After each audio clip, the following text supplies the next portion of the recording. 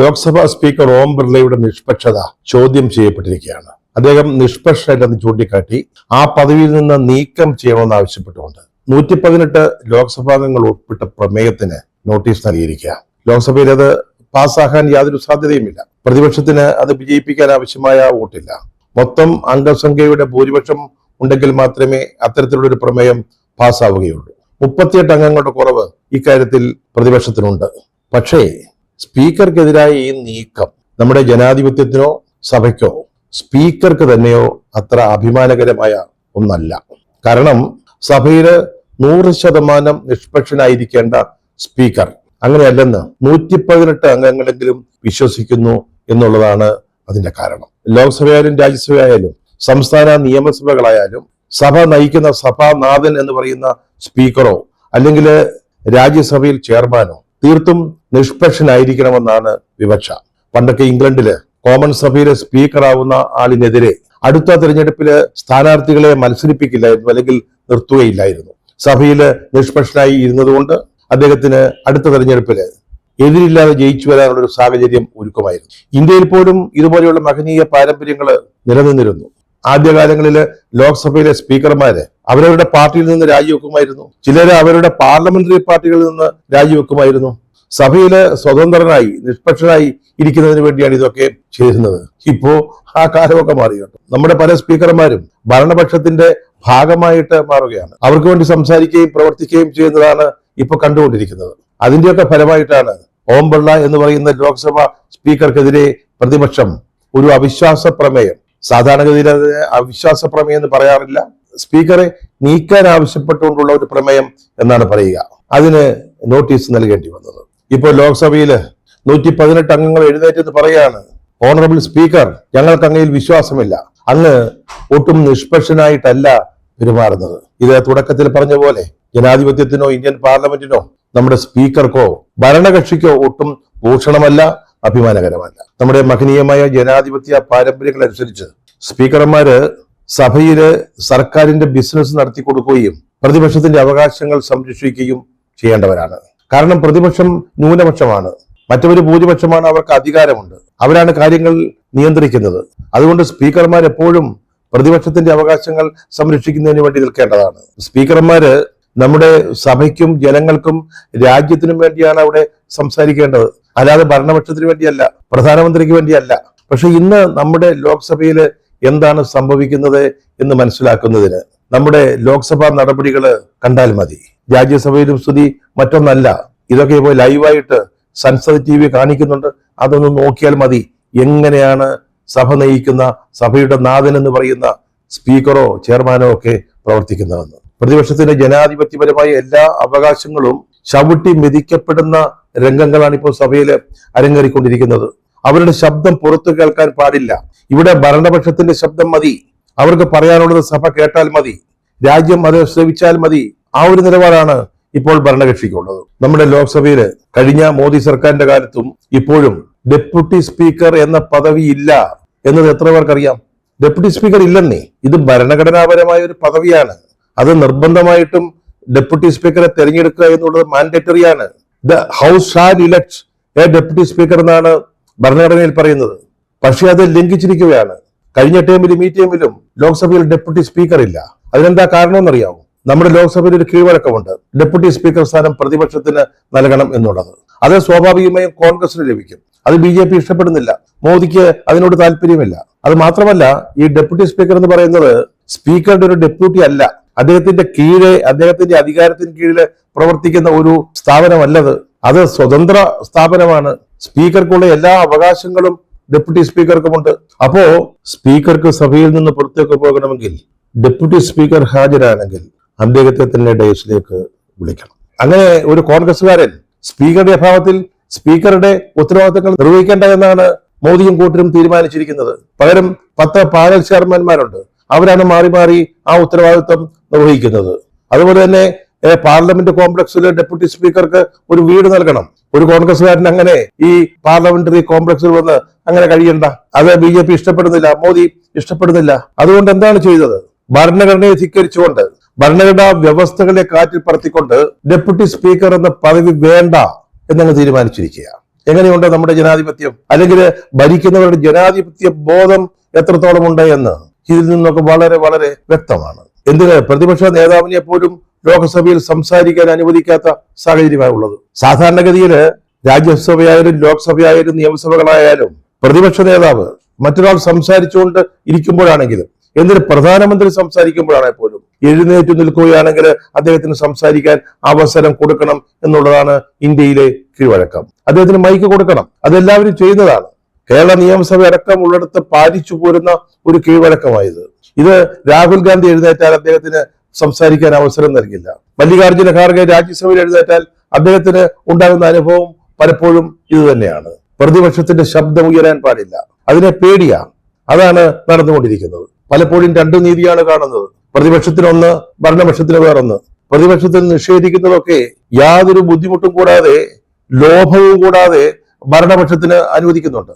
ഇപ്പോൾ രാഹുൽ ഗാന്ധിയെ സംസാരിക്കാൻ അനുവദിക്കാതിരുന്ന സാഹചര്യം എപ്പോഴാണ് ഉണ്ടായത്? നമ്മുടെ കരസേനാ മേധാവി, മുൻ കരസേനാ മേധാവി എം നരവനെ, അദ്ദേഹം എഴുതിയ ഒരു പുസ്തകം, അദ്ദേഹത്തിന്റെ ആത്മകഥയാണ് 4 Stars of Destiny എന്ന് പറയുന്ന ഒരു പുസ്തകം. അതിൽ നിന്ന് ചില വാചകങ്ങൾ ഉദ്ധരിക്കാൻ രാഹുൽ ഗാന്ധി ശ്രമിച്ചതാണ് ബഹളത്തിന് കാരണമായത്. അദ്ദേഹം എന്താണ് പറയാൻ ശ്രമിച്ചത്? 2020 ചൈനീസ് സൈന്യം 4 ടാങ്കുകള് ഇന്ത്യയുടെ അതിർത്തി ഭേദിച്ച് നമ്മുടെ രാജ്യത്തേക്ക് കടക്കാൻ ശ്രമിച്ച ഒരു സാഹചര്യം ഉണ്ടായപ്പോൾ നരവനെ നമ്മുടെ പ്രതിരോധ മന്ത്രി രാജ്നാഥ് സിംഗിനോട് ഫോണിൽ ചോദിച്ചു, ഇതാണ് സിറ്റുവേഷൻ, എന്താണ് ചെയ്യേണ്ടത് എന്നുള്ളത്. അദ്ദേഹം പറഞ്ഞു, ആലോചിച്ചിട്ട് പറയാം. അദ്ദേഹം പ്രധാനമന്ത്രിയോട് ആലോചിച്ചു, സുരക്ഷാ ഉപദേഷ്ടാവ് അജിത് ഡോവലിനോട് ആലോചിച്ചു കാണണം. എന്നിട്ടൊന്നും മറുപടി കിട്ടിയില്ല. നരവനെ വീണ്ടും വിളിച്ചു. അപ്പോൾ പറഞ്ഞു പിന്നീട് പറയാമെന്ന്. 2.5 മണിക്കൂർ കഴിഞ്ഞിട്ട് പറഞ്ഞത് സൈന്യത്തിന് യുക്തമായത് ചെയ്യാമെന്ന. അല്ലാതെ ഇന്ത്യയുടെ രാഷ്ട്രീയ നേതൃത്വത്തിൽ നിന്ന്, പ്രധാനമന്ത്രിയിൽ നിന്നോ അല്ലെങ്കിൽ പ്രതിരോധ മന്ത്രിയിൽ നിന്നോ സൈന്യം എന്താണ് ചെയ്യേണ്ടത് എന്നത് സംബന്ധിച്ച വ്യക്തമായ ഒരു നിർദ്ദേശം ലഭിച്ചില്ല. നിങ്ങൾക്ക് യുക്തം എന്ന് തോന്നുന്നത് ചെയ്യാം. എങ്കിൽ പിന്നെ എന്തിനാണ് നരവനെ പ്രതിരോധ മന്ത്രിയോട് ചോദിക്കുന്നത്? അതിന്റെ ആവശ്യമില്ലല്ലോ. അത് മാത്രമല്ല, നിങ്ങൾ എന്ത് ചെയ്താലും അതിന്റെ ഉത്തരവാദിത്വം നിങ്ങൾക്കായിരിക്കും, സൈന്യത്തിനായിരിക്കും എന്ന്. ഇത് ഉദ്ധരിക്കാൻ ശ്രമിച്ചപ്പോഴാണ് പുസ്തകങ്ങളിൽ നിന്ന് ഉദ്ധരിക്കാൻ പാടില്ല, വർത്തമാന പത്രങ്ങളിൽ നിന്ന് യാതൊന്നും വായിക്കാൻ പാടില്ല, പ്രസിദ്ധീകരിക്കാത്ത പുസ്തകം ഇവിടെ ഉദ്ധരിക്കാൻ പാടില്ല എന്നൊക്കെ ചട്ടങ്ങൾ ഉദ്ധരിച്ചുകൊണ്ട് ഭരണപക്ഷം അതിനെ എതിർത്തത്. നമ്മുടെ സ്പീക്കർ അതിനോട് യോജിക്കുക ചെയ്തത്. അതേസമയം നിഷികാന്ത് ദുബെ എന്ന് പറയുന്ന BJP അംഗം ചില പുസ്തകങ്ങൾ ഉദ്ധരിച്ചുകൊണ്ട് ഇന്ദിരാഗാന്ധിക്കും മറ്റ് മുൻ ഇന്ത്യൻ പ്രധാനമന്ത്രിക്കും എതിരെ അധിക്ഷേപകരമായ പരാമർശങ്ങൾ നടത്തിയിട്ട് അതിനെതിരെ നടപടിയില്ല. അത് രേഖകളിൽ നിന്ന് നീക്കുന്നില്ല. അതങ്ങനെ പോവുകയാണ്, സഭാരേഖകളുടെ ഭാഗമായിട്ട് പോവുകയാണ്. അതാ പറഞ്ഞത്, ദുബൈക്ക് എന്തും പറയാം. പ്രതിപക്ഷ നേതാവ് എഴുന്നേറ്റ് നിന്ന് നരവനെ പോലെ ഒരാളിന്റെ ആധികാരികമായ പുസ്തകത്തിൽ നിന്ന് ഉദ്ധരിക്കാൻ ശ്രമിക്കുമ്പോൾ അതിനെ എതിർക്കുകയാണ്. കാരണം സർക്കാരിന് പേടിയുണ്ട്. ഈ പുസ്തകത്തിൽ തെളിയുന്നത് നമ്മുടെ സർക്കാരിന്റെ ഇനാക്ഷനാണ്, അവരുടെ കഴിവില്ലായ്മയാണ്. സൈന്യത്തിന് നിർദ്ദേശം കൊടുക്കാൻ അവർക്ക് പറ്റാതെ പോയ സാഹചര്യമാണ്. അത് നാട്ടുകാരറിയാൻ പാടില്ല, ജനങ്ങൾ അറിയാൻ പാടില്ല, അത് പ്രതിപക്ഷ നേതാവ് സഭയിൽ ഉന്നയിക്കാൻ പാടില്ല. അതുകൊണ്ടാണ് എതിർക്കുന്നത്. ഇന്ദിരാഗാന്ധിയെ കുറിച്ചുള്ള അധിക്ഷേപകരമായ കാര്യങ്ങൾ പറയുന്നതിന് യാതൊരു വിലക്കുമില്ല. നരവനയുടെ പുസ്തകം ഉദ്ധരിക്കുന്നതിനെതിരായിട്ട് വന്ന മറ്റൊരു വാദം, സൈന്യത്തിന്റെ രഹസ്യങ്ങൾ അടങ്ങുന്ന ഇന്ത്യയുടെ രാജ്യ സുരക്ഷയെ ബാധിക്കുന്ന വിഷയങ്ങളുള്ള കാര്യമാണ് രാഹുൽ ഗാന്ധി അവിടെ പറയാൻ ശ്രമിച്ചതെന്നാണ്. സർ, ഈ പുസ്തകത്തിന്റെ രാഹുൽ ഗാന്ധി ഉദ്ധരിക്കാൻ ശ്രമിച്ച ഭാഗങ്ങള് കാരവൻ എന്ന് പറയുന്ന മാഗസിനിൽ വളരെ നേരത്തെ വന്നതാണ്. അവരത് പ്രസിദ്ധീകരിച്ചതാണ്. അതുകൊണ്ട് തന്നെ രാഹുൽ ഗാന്ധി പറയാൻ ഉദ്ദേശിച്ച കാര്യം പബ്ലിക് ഡൊമൈനിലുള്ളതാണ്, പൊതുസമൂഹത്തിന്റെ മുമ്പിലുള്ളതാണ്. അതിനെപ്പറ്റി ആർക്കും സംസാരിക്കാം, അത് സഭയിൽ ഉദ്ധരിക്കാം. അത് മാത്രമല്ല, രാഷ്ട്രപതിയുടെ പ്രസംഗത്തിന് നന്ദി രേഖപ്പെടുത്തുന്ന പ്രമേയത്തിന്മേലുള്ള ചർച്ചയായിരുന്നു. രാഷ്ട്രപതിയുടെ പ്രസംഗത്തിലെ ഇന്ത്യയുടെ സുരക്ഷയെക്കുറിച്ച്, സൈന്യത്തെക്കുറിച്ച്, ഇന്ത്യയുടെ സൈനിക നേട്ടങ്ങളെ കുറിച്ചൊക്കെ പറയുന്നുണ്ട്. അപ്പോൾ യാതൊരു ബുദ്ധിമുട്ടും കൂടെ ഇതൊക്കെ അവിടെ ചർച്ചയ്ക്കെടുക്കാവുന്നതേ ഉള്ളൂ, അത് ഉന്നയിക്കാവുന്നതേ ഉള്ളൂ. സഭാ ചട്ടങ്ങളുടെ സാങ്കേതികത്വത്തിന്റെ പേരിൽ തടയുകയാണ് ചെയ്തത്. ഇവിടെ മറ്റൊരു കാര്യം കൂടെ ഓർക്കേണ്ടതുണ്ട്. ഇത് അത്ര ക്ലാസിഫൈഡ് ആയിട്ടുള്ള രഹസ്യാത്മകതയുള്ള വിവരങ്ങളാണെങ്കിൽ കാരവൻ മാസികയിൽ ഇത് പ്രസിദ്ധീകരിച്ചപ്പോ എന്തുകൊണ്ടാണ് ഇന്ത്യ ഗവൺമെന്റ് അതിനെതിരെ നടപടിയെടുക്കാതിരുന്നത്, നിഷേധിക്കാതിരുന്നത്? അന്ന് രാജ്നാഥ് സിംഗ് ഉണ്ട്, അമിത് ഷാ ഉണ്ട്, പ്രധാനമന്ത്രിയുണ്ട്, നരേന്ദ്രമോദിയുണ്ട്. എന്നിട്ട് എന്തുകൊണ്ട് കാരവനെതിരെ നടപടിയെടുത്തില്ല? കാരവനിൽ വന്ന ഒരു ലേഖനത്തിൽ നിന്ന് രാഹുൽ ഗാന്ധി ചില വാചകങ്ങൾ ഉദ്ധരിക്കുമ്പോൾ അദ്ദേഹത്തെ തടയാൻ മാത്രം ശ്രമിച്ചത് എന്തുകൊണ്ടാണ്? അതാണ് പറഞ്ഞത്, പാർലമെന്റിൽ, ലോക്സഭയിൽ പ്രതിപക്ഷത്തെ നിശബ്ദരാക്കാനുള്ള ശ്രമമാണ് നടന്നതെന്ന്. സഭ പ്രതിപക്ഷ പ്രതിഷേധത്തിൽ മുങ്ങിയ ഒരു ദിവസം 4 വനിതാ കോൺഗ്രസ് അംഗങ്ങൾ പ്രധാനമന്ത്രിയുടെ ഇരിപ്പിടത്തിനടുത്തേക്ക് നീങ്ങി അവിടെ ചെന്ന് നിന്നു. പ്രധാനമന്ത്രി സഭയിലില്ല. അല്ലാത്തൊരു സമയത്താണ് അവരങ്ങോട്ട് ചെന്നത്, ട്രഷറി ബെഞ്ചിലേക്ക് നീങ്ങിയത്. ഇത് പലപ്പോഴും ഏത് സഭയിലും സംഭവിക്കുന്നതാണ്. മുഖ്യമന്ത്രിയുടെ അടുത്തേക്കോ പ്രധാനമന്ത്രിയുടെ അടുത്തേക്കോ അങ്ങനെ പ്രതിപക്ഷത്തുള്ള അംഗങ്ങൾ വരാറുണ്ട്. അവരുടെ പ്രതിഷേധം പ്രകടിപ്പിക്കാനാണ്. ഈ സാഹചര്യത്തെക്കുറിച്ച് നമ്മുടെ സ്പീക്കർ ഓം ബിർള എന്താണ് പറഞ്ഞത്?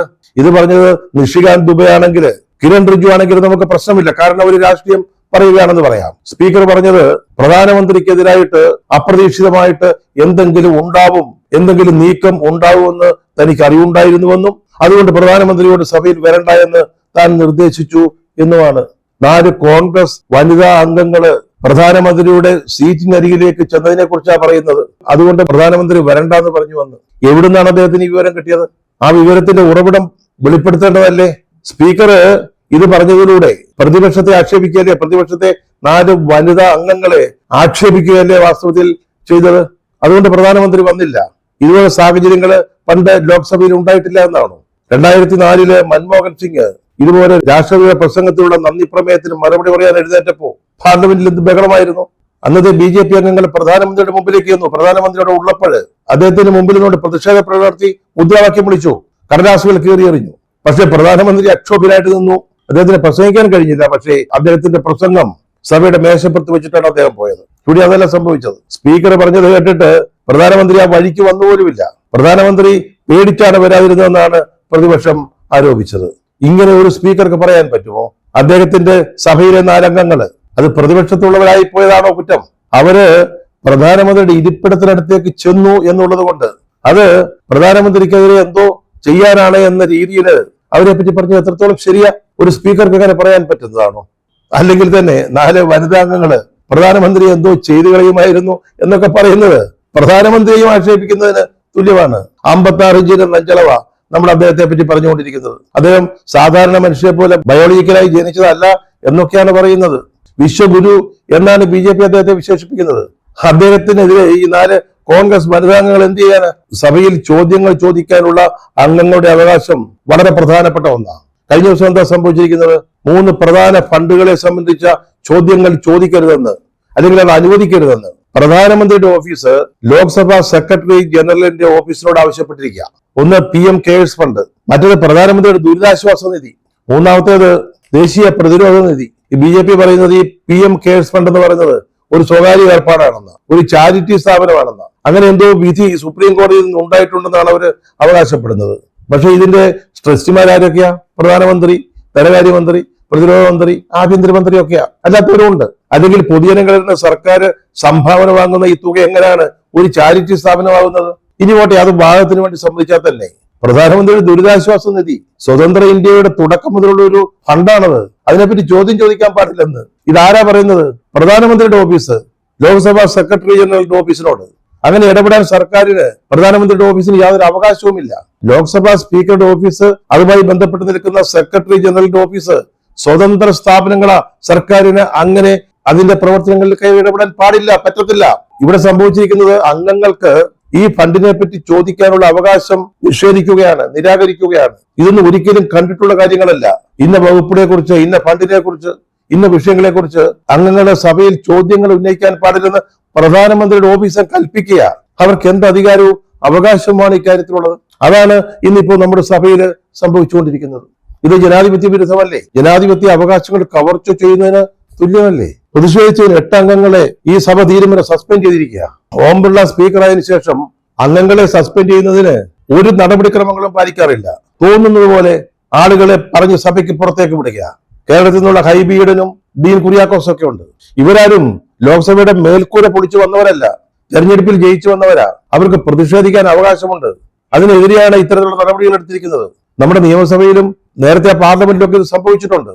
നിയമസമ്മേളനത്തിൽ അടുത്ത ദിവസം പോലും പ്രതിപക്ഷ അംഗങ്ങള് സ്പീക്കറുടെ മുഖം മറയ്ക്കത്തക്ക രീതിയിൽ ബാനർ പിടിച്ചു നിന്നു. എന്നിട്ട് അവരെ ആരും സസ്പെൻഡ് ചെയ്തില്ല. കേരളത്തില് പിണറായി വിജയൻ ഭരിക്കുന്ന കേരളത്തില്. പക്ഷേ പാർലമെന്റിൽ അത് സാധിക്കില്ല, ഉടനെ സസ്പെൻഡ് ചെയ്യും. അവർ പുറത്തിരുന്ന് പ്രതിഷേധിച്ചുകൊണ്ടിരിക്കുക. ഈ സഭ നടക്കുന്നതിന്റെ ഇടയ്ക്കാണ് അമേരിക്കയും ഇന്ത്യയും തമ്മിലുള്ള വ്യാപാര കരാറ് ധാരണയും തീരുമാനവുമായത്. അതിനെപ്പറ്റി സഭയിൽ നമ്മുടെ പ്രധാനമന്ത്രി ഒന്നും പറഞ്ഞില്ല.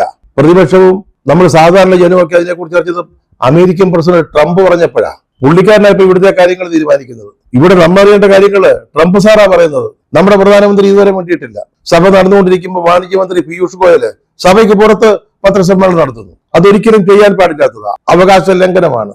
പക്ഷേ BJPക്ക് ഇതൊന്നും പ്രശ്നമല്ല. അവർക്ക് ചട്ടങ്ങളോ ജനാധിപത്യ മര്യാദകളോ കീഴ്വഴക്കങ്ങളോ ഒന്നിനെ അവർ മാനിക്കില്ല. അവർ അതിലൊക്കെ അതീതരാണ്. അവർക്ക് തോന്നിയതുപോലെ പാർലമെന്റിനെ, പ്രത്യേകിച്ച് ലോക്സഭയെ കൊണ്ടുപോകാനാണ് ശ്രമിച്ചുകൊണ്ടിരിക്കുന്നത്. അതിനെ എതിർക്കണ്ടേ?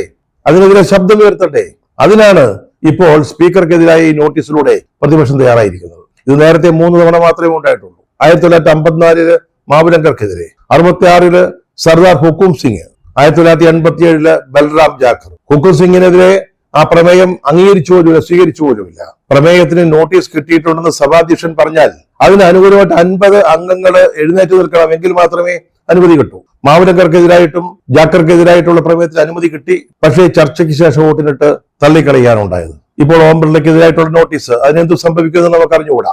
നമ്മുടെ മുമ്പിൽ തൊട്ടടുത്ത് നടന്നൊരു അനുഭവമുണ്ട്. ജഗദീപ് ധൻകർ, ഇന്ത്യയുടെ വൈസ് പ്രസിഡന്റ്, രാജ്യസഭയുടെ ചെയർമാൻ, അദ്ദേഹത്തിനെതിരായിട്ട് പ്രതിപക്ഷം ഇതുപോലെ നീക്കം ചെയ്യുന്നതിന് ആവശ്യമായ നോട്ടീസ് നൽകി. പക്ഷേ ഉപാധ്യക്ഷനായ ഹരിവംശ് ചില സാങ്കേതിക കാര്യങ്ങൾ പറഞ്ഞ് അത് തള്ളുകയാണ് ചെയ്തത്. അത് സഭയുടെ അനുമതിക്ക് വേണ്ടി വെച്ചതുപോലുമില്ല. പക്ഷേ ധൻകർക്ക് എന്താണ് സംഭവിച്ചതെന്നുള്ളത് ഇവിടെ നമ്മളാരും മറക്കരുത്. മോദിയുടെ ഏറ്റവും ഇഷ്ടക്കാരനായിരുന്നു. മോദിക്ക് വേണ്ടി മാത്രമാണ് അദ്ദേഹം രാജ്യസഭ നടത്തിക്കൊണ്ടിരുന്നത്. പക്ഷെ അവസാനം രാഹിക്ക് രാമാനം അദ്ദേഹത്തെ പിടിച്ച് പുറത്താക്കി ഉപരാഷ്ട്രപതി സ്ഥാനത്ത് നിന്ന്. അപമാനിതനായിട്ട് അദ്ദേഹത്തിന് പുറത്തു പോകേണ്ടി വന്നു. ഏറ്റവും അവസാനം സ്ഥാനമൊഴിയുന്ന ഉപരാഷ്ട്രപതിമാർക്ക് ലഭിക്കുന്ന ഒരു വസതി, ഔദ്യോഗിക വസതി കിട്ടാൻ പോലും അദ്ദേഹം വളരെ വിഷമിച്ചു. ഇപ്പൊ ഇവിടെ ഈ ഓം ബിർളയ്ക്കെതിരായിട്ടുള്ള ഈ നോട്ടീസ് അത് കൈകാര്യം ചെയ്യാൻ ഇവിടെ ഒരു ഡെപ്യൂട്ടി സ്പീക്കർ ഇല്ല. ഏതെങ്കിലും ഒരു പാനൽ ചെയർമാൻ ആയിരിക്കും അപ്പോൾ സഭയിൽ അധ്യക്ഷത വഹിക്കുക. വേണമെങ്കിൽ സാങ്കേതിക കാര്യം പറഞ്ഞ് ഇത് സംബന്ധിച്ച ഭരണഘടനാ വ്യവസ്ഥകളിൽ പറയുന്ന സ്പെസിഫിക് ആയിട്ടുള്ള ആരോപണങ്ങൾ ഉണ്ടായിരിക്കണം. അത് വളരെ വ്യക്തമായിട്ട് അത് പറഞ്ഞിരിക്കണം. അങ്ങനെയൊന്നും ചെയ്തിട്ടില്ല എന്ന് പറഞ്ഞുകൊണ്ട് വേണമെങ്കിൽ ഈ നോട്ടീസ് തള്ളാവുന്നതേ ഉള്ളൂ. ഇനി അത് ചർച്ചയ്ക്ക് എടുത്താൽ തന്നെ സഭയിലെ വോട്ടെടുപ്പ് അത് വിജയിക്കില്ല. കാരണം അതിനാവശ്യമായ നമ്പേഴ്സ് പ്രതിപക്ഷത്തില്ല. സ്പീക്കർമാർക്കുള്ളൊരു സന്ദേശമാണ്. അതായത് നമ്മുടെ നിയമനിർമ്മാണ സഭകളിലെ ജനാധിപത്യത്തെ അവഹേളിക്കുന്ന രീതിയിൽ ജനാധിപത്യ അവകാശങ്ങൾ കവർന്നെടുക്കുന്ന തരത്തിൽ നടക്കുന്ന പ്രവർത്തനങ്ങൾക്കെതിരായിട്ടുള്ളൊരു താക്കീതാണ്. ലോക്സഭയും രാജ്യസഭയും നിയമസഭകളും ഒന്നും ആരുടെയും തറവാട്ട് സ്വത്തല്ല. അത് ജനങ്ങളുടേതാണ്. ജനാധിപത്യപരമായ രീതിയിൽ തന്നെ ഈ സഭകളൊക്കെ പ്രവർത്തിക്കണം.